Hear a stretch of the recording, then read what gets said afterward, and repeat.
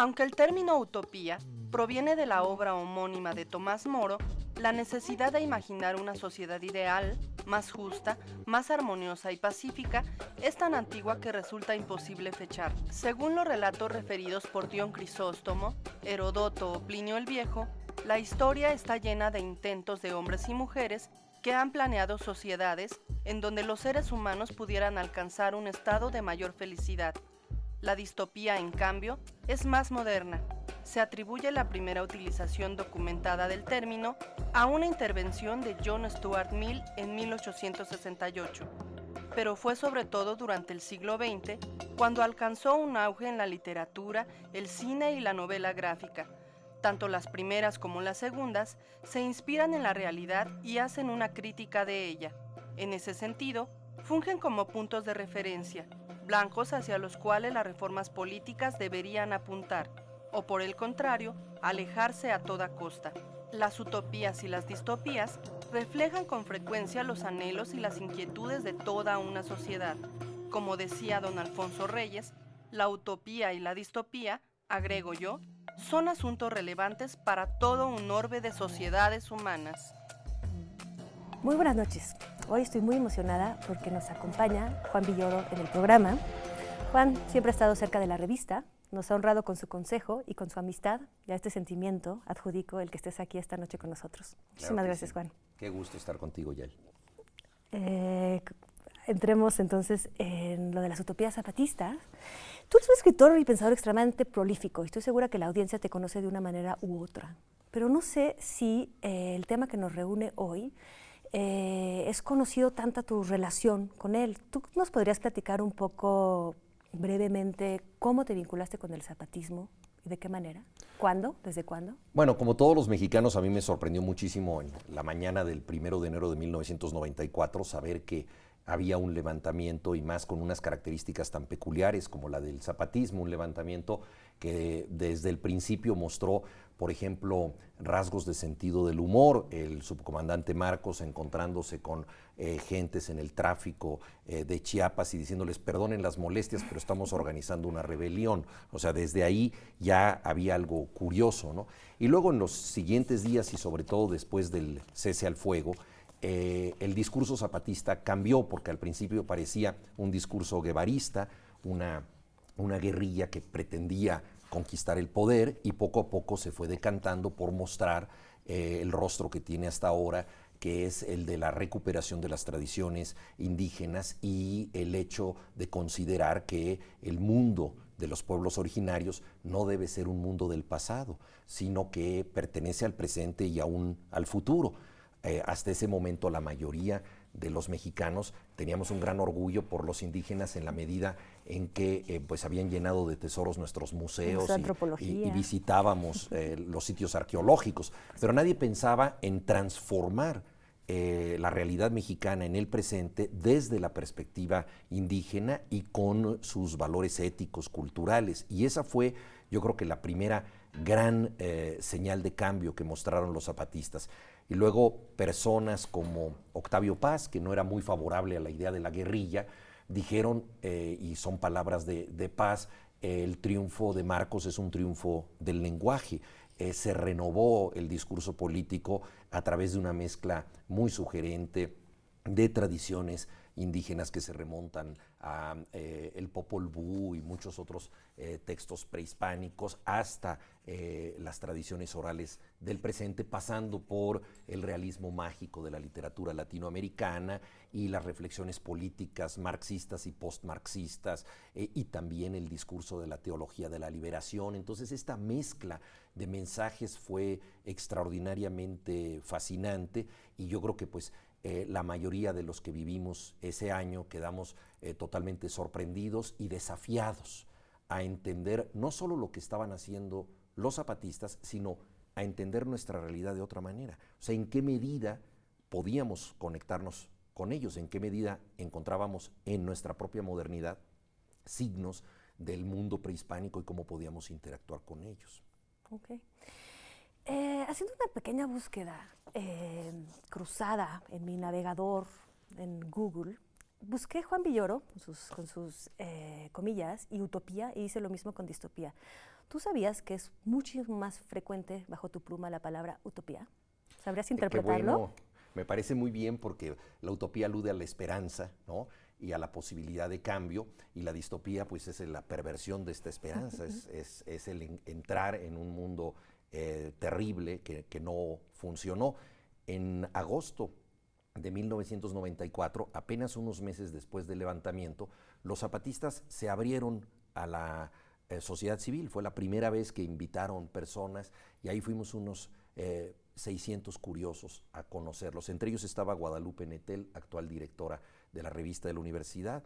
Nos encontramos en ese lugar y fue el primer momento en donde pudimos ver que la pulsión utópica de transformación del mundo podía tener un asidero en la selva Tojolabal. Fue algo extraordinario.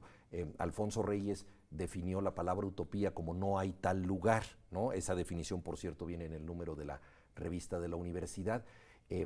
Por definición se trata de un sitio inexistente, pero los sitios inexistentes existen para movilizarse y llegar a otro sitio que no es el mismo, pero que solo existe gracias a ese lugar imaginario. Entonces, desde agosto del 94 quedó muy claro que había un mensaje de transformación de la realidad, de otra manera de entender la política y de tratar de refundar este país con las voces de los que nunca habían sido escuchados. Sin embargo, en tu recuento de este momento, titulaste Los convidados de agosto, me parece, Sí. en honor a un cuento también de Rosario Castellanos. Parece justamente que no llegas, o sea, llegas a un lugar, pero todos los eventos parecen indicar como una gran broma, en cierto modo es como un gran chiste, como empiezas a ver no solo la parte literaria de renovación de palabras, pero quizás también performático.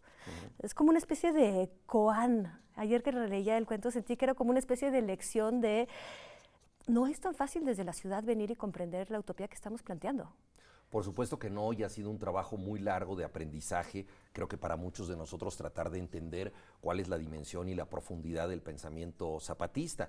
En principio, pues desde luego que parecía esto pues un happening maravilloso, el Woodstock de las ideologías, se habló mucho del Zapatur y entonces pues mucha gente fue por curiosidad, por esnobismo, para ver qué era lo novedoso. Y en efecto, ahí había una sed de folclore radical también bastante grande y quizá de sentirnos progresistas durante un fin de semana y luego regresar al confort de la clase media a la que pertenecemos y de recuperar nuestros privilegios. Entonces, desde mi punto de vista, en aquella crónica de los convidados de agosto, había también un recelo hacia cómo nosotros, en tanto intrusos, veíamos esto. Hubo una serie de mítines previos en donde la vieja izquierda pues mostró algunos de sus defectos. Por ejemplo, un militante sugirió que se prohibieran los chistes y las bromas porque esto era algo muy serio y de pronto algunos habían estado diciendo cosas que eran chistoretes, bastante parecidos a los del subcomandante Marcos, por cierto, pero había una solemnidad en curso que decía, no, esto es serio y tenemos nosotros que tratar de articular esta lucha dentro del gran movimiento de liberación marxista-leninista de los últimos tiempos. Luego hubo discusiones como la siguiente, por ejemplo, que yo creo que hoy en día serían ya impensables, dado el aprendizaje que hemos tenido con el zapatismo, que fue en la fundación de una biblioteca popular. Muchos habíamos llevado libros para donarlos en ese sitio y entonces surgió el tema de cómo se debía llamar la biblioteca. Y yo propuse que se llamara Rosario Castellanos, porque es una gran escritora chapaneca, escribió Balún Canán, una obra que tiene que ver con el mundo indígena, y estábamos en agosto, como en su relato Los convidados de agosto, pero el nombre que triunfó fue nada más y nada menos que el de Pancho Villa. Y yo creo que al Centauro del Norte pues no le faltan méritos revolucionarios, pero nunca estuvo muy cerca de la lectura. Entonces este era el clima que predominaba en un sector, digamos, de la izquierda. Hoy en día creo que hubiera ganado fácilmente Rosario Castellanos. Los zapatistas acaban de hacer un encuentro en el que solo participaron mujeres, más de 10,000 visitantes, mujeres de 48 países estuvieron en el zapatismo, han resignificado la participación de la mujer en las comunidades indígenas y evidentemente su relación con la palabra, con la cultura, ha sido tan estrecha que hoy en día creo que el nombre de Rosario Castellanos hubiera ganado. Claro, entonces digamos que hay quizás dos transformaciones paralelas. Por un lado, la transformación del entendimiento que tenemos desde este lado, allá es un conocimiento in situ, me supongo que hay pérdidas de traducción, hay un vocero que es Marcos, hay muchas lenguas allá y de ahí pasan pues, diferentes intelectuales tratando de explicarnos, ¿no? De ir allá a ver, explicarnos qué sucede y vamos evolucionando. Tú dices que hay cosas que ya no se pensarían hoy o ya no serían como ciertos prejuicios rotos, pero también estás diciendo que allá también cambió algo, es decir, que es una especie de utopía en devenir, o sea, hay flexibilidad, sí. Se está construyendo permanentemente algo, no es una idea fija que se busca a través de la lucha, sino en cierto modo, así como se crea camino al andar, como dice esta canción revolucionaria, se crea esta utopía luchando. Yo creo que el zapatismo se ha tenido que ajustar pues, a los desafíos, los predicamentos y los obstáculos de la historia. Una de sus primeras consignas es ayúdenos a no ser posibles. Se trata de un movimiento que no busca el poder, que no busca participar en las tácticas o las estrategias de conseguir prebendas, sino que busca cambiar la realidad en su conjunto para que ya no exista una discriminación y una injusticia que es la que han vivido los pueblos originarios. Entonces decían ellos, para nosotros nada, ¿no? Tuvimos que suprimir nuestro rostro para tener rostro y han apelado por un mundo en el que quepan muchos mundos, esta idea de la inclusión. Entonces ellos plantearon desde el principio un México multicultural o pluricultural que tuviera autonomías, como las tienen muchos otros países, que le dieran derechos a los pueblos indígenas que no tienen hasta la fecha. Es una cosa terrible. Derechos a la lengua, derechos a la educación, derechos al control de ciertos recursos naturales y a la protección de estos recursos. Entonces, todo eso se planteó en los acuerdos de San Andrés. Y desde entonces, vamos a irnos a una pausa, pero así como rápidamente, ¿cuál dirías que ha sido el más grande cambio en esta evolución desde el 94 y los acuerdos de San Andrés a hoy dentro del zapatismo? Lo dejamos planteado para la pausa, creamos un suspenso misterioso. Los acuerdos de San Andrés se firmaron, pero el gobierno los traicionó. Se me olvida que eres un narrador y conoces muy bien estas artes de mantener a la gente picada. Nos vemos después de esta pausa. No se vayan.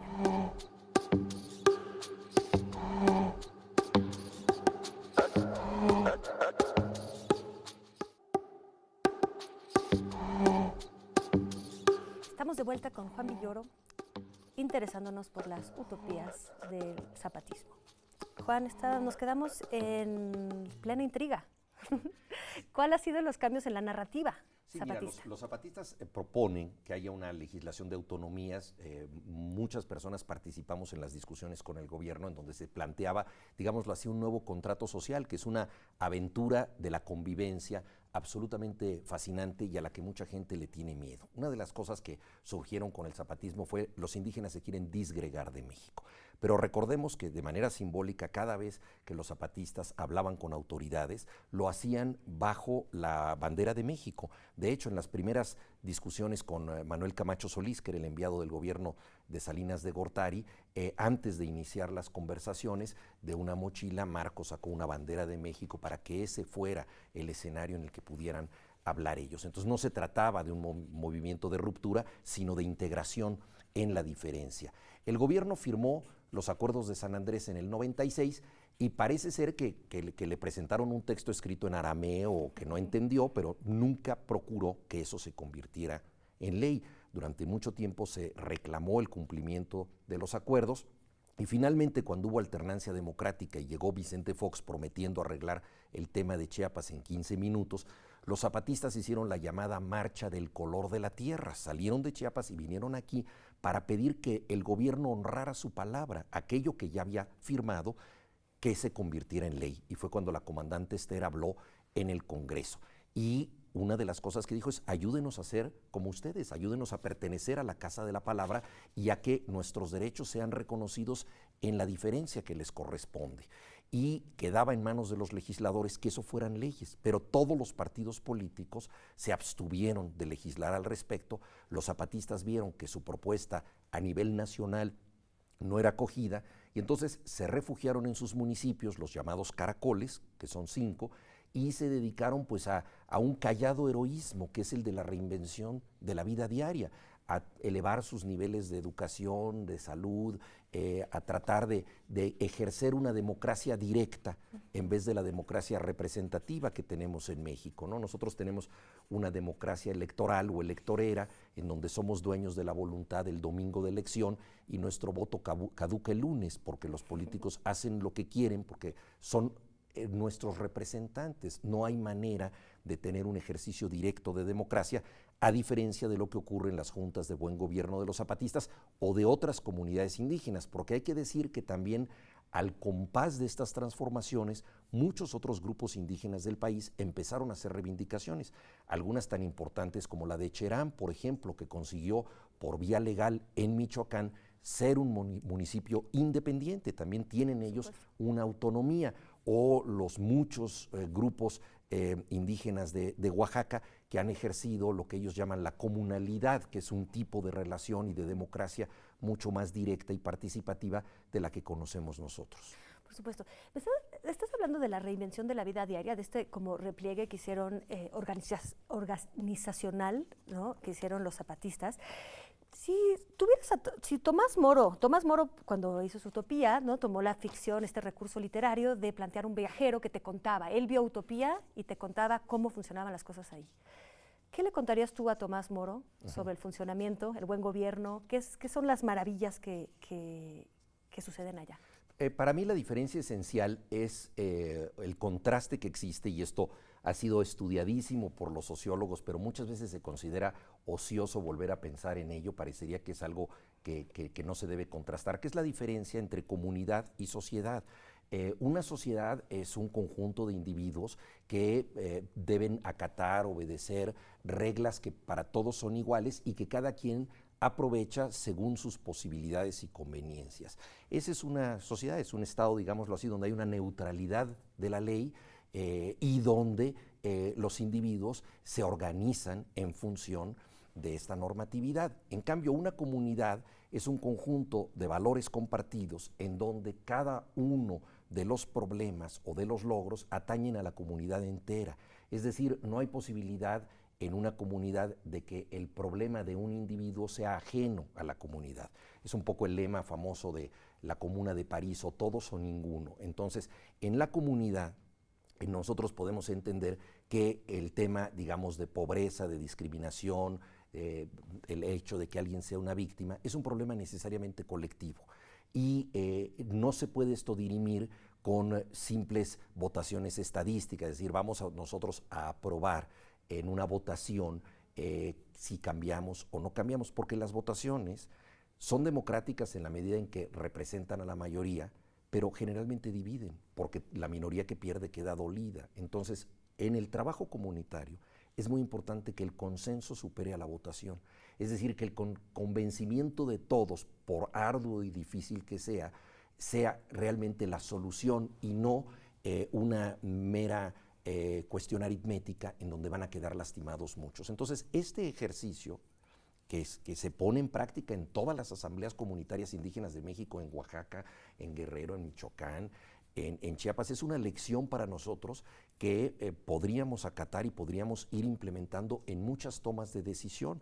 Y eso no es utopía, eso es realidad, proviene de una pulsión utópica de cambiar el mundo, pero está en ejercicio en muchos lugares de México. Ahora bien, no necesariamente se respeta. Hay una propuesta en Oaxaca de crear un parlamento indígena que no ha sido acatada, hay tierras comunales donde contra la voluntad comunal se ponen mineras canadienses que ejercen minería a cielo abierto destruyendo el ecosistema, etcétera. O sea, es, digamos, algo que debe ser defendido y aún implementado en un sentido nacional mucho más amplio. Pero puede agarrar cierto poder o por lo menos cierta influencia en la política incluso mundial. Todas estas autonomías se están vinculando, de hecho, con otras autonomías en el mundo. ¿Crees que puede haber un cambio que venga de ahí? Mira, a mí hay cosas que me parecen importantísimas, como por ejemplo, ¿quién debe ser un candidato a un puesto? O sea, es una pregunta esencial porque es la pregunta de arranque de a quién vamos a elegir.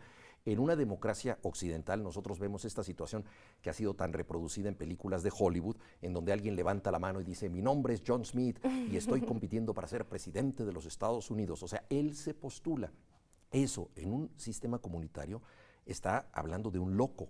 Necesitas ser un delirante para pensar que tú te puedes postular a ti mismo y que tú puedes guiar a los demás. Es la comunidad la que te tiene que pedir a ti que seas el candidato y tú tienes el derecho a negarte y a decir todos los defectos por los que tú no vas a ser el candidato, porque es una responsabilidad muy grande, porque tú no vas a tener beneficios personales y porque es una carga colectiva que todo el tiempo te van a estar pidiendo en rendición de cuentas, porque la democracia es directa, no es representativa. Entonces es un proceso totalmente inverso de selección de candidatos que a mí me parece mucho más provechoso y desde luego con un nivel ético muy superior al del oportunismo que nosotros vemos en las democracias occidentales. Por supuesto, pero sin embargo el Consejo Indígena de Gobierno o sea, están tratando de juntar estas visiones, Sí. estas autonomías. Finalmente se propuso para las pasadas elecciones a una candidata, de hecho mujer. ¿Podría ser utópico o factible, número uno, que llegue? Y número dos, ¿no sería justo lo contrario de lo que se planteó de ayúdenos a no ser posibles? O sea, ¿no sería llegar al poder, que es lo que se planteaba, que es lo que no se quería, no sería darle muerte precisamente a estos movimientos? Es una pregunta muy interesante porque ¿para qué va a competir una candidata si no va a ganar? Pero evidentemente el Consejo Indígena de Gobierno sabía que las posibilidades de Marichuy Patricio de triunfar en la elección eran muy exiguas y además desde el principio dijeron nosotros no queremos pactar con nadie, no queremos hacer alianzas, no queremos obtener algún tipo de beneficio, incluso perdiendo, que te pueden dar si te alías como el Partido Evangelista, por ejemplo, con un partido más poderoso, sino simple y sencillamente que se visibilice la causa indígena y que por primera vez se articulen los muchos proyectos indígenas, porque también uno de los vicios que tenemos desde la perspectiva urbana es el de pensar que todas las comunidades piensan igual y que todos los indígenas tienen proyectos idénticos. Por supuesto que no, tienen proyectos en ocasiones complementarios, en ocasiones contradictorios. Yo he estado en el Congreso Nacional Indígena y las propuestas son enormemente ricas, variadas, diversificadas. Entonces, se trataba de hacer un diagnóstico de la mayoría de las comunidades y ese diagnóstico tratar de pensar un país a partir de ese momento. Y hay un caso emblemático que es el momento, una semana, 10 días antes de que termine la campaña, en que Marichuy Patricio sufre un accidente en el desierto del Vizcaíno.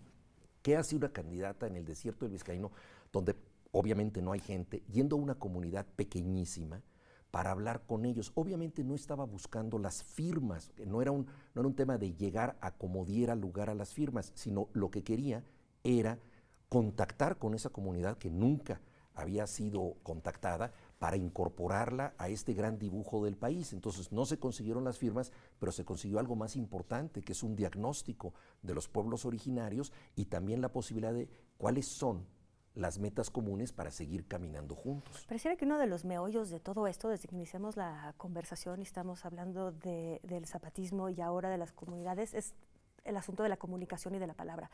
En este problema o digamos en las soluciones, ¿cuál es la función de dos cosas? Por un lado, del intercambio epistolar que ha habido, de todos los comunicados que desde la selva o desde las distintas comunidades hay. Y en segundo lugar sería ¿cuál es el papel del arte? Parece que se vinculan muchísimo con todos los intelectuales. ¿Cuál es el papel del arte dentro de estas autonomías, dentro de estas comunidades organizadas?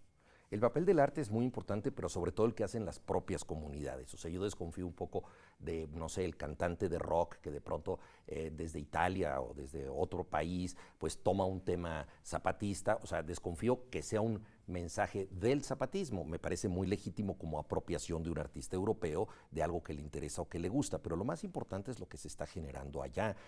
Todo lo que se ha recogido, como las leyendas del viejo Antonio, por ejemplo, que recoge sabidurías populares, una tradición oral muy rica que no había sido recuperada.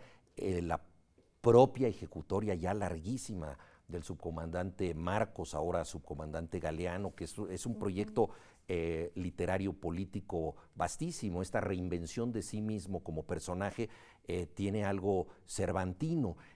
Recordemos que Cervantes no se postulaba como el padre, sino como el padrastro del Quijote. Le había adoptado un texto ajeno, y lo mismo ha hecho hoy Galeano con los textos del difunto, como él dice, subcomandante Marcos. Entonces es albacea de textos ajenos que comenta desde una realidad diferente, tomando en cuenta también las voces de los demás compañeros de lucha. Ahora, luego están los muchísimos comunicados del comandante Moisés, el comandante David, las mujeres zapatistas, etcétera. Todo lo que se ha ido recogiendo, que a mí me parece extraordinario, y tiene que ver con lo que tú apuntabas, la importancia del arte. Hay un festival que se organiza en Chiapas que se llama Comparte, en donde justamente la idea es que cada quien pueda participar artísticamente para la causa, y todos los actos políticos, por ejemplo, de Marichuy, desembocaban en teatro, danza, música, hip hop, etcétera, ¿no? Y de hecho, en otro encuentro que ellos prefieren no hablar de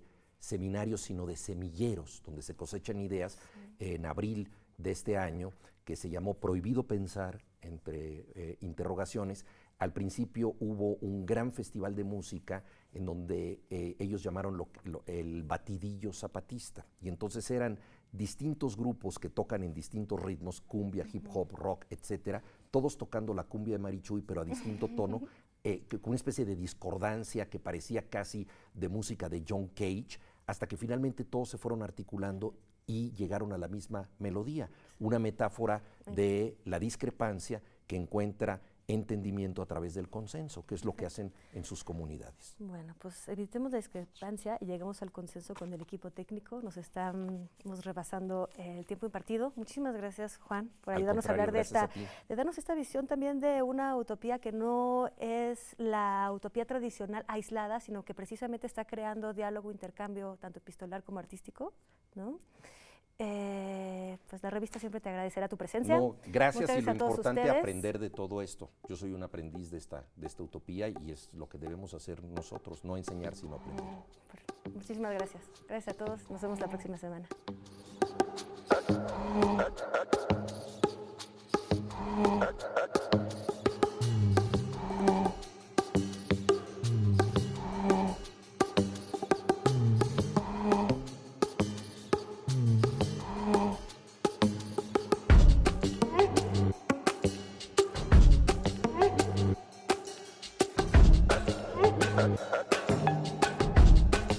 Thank you.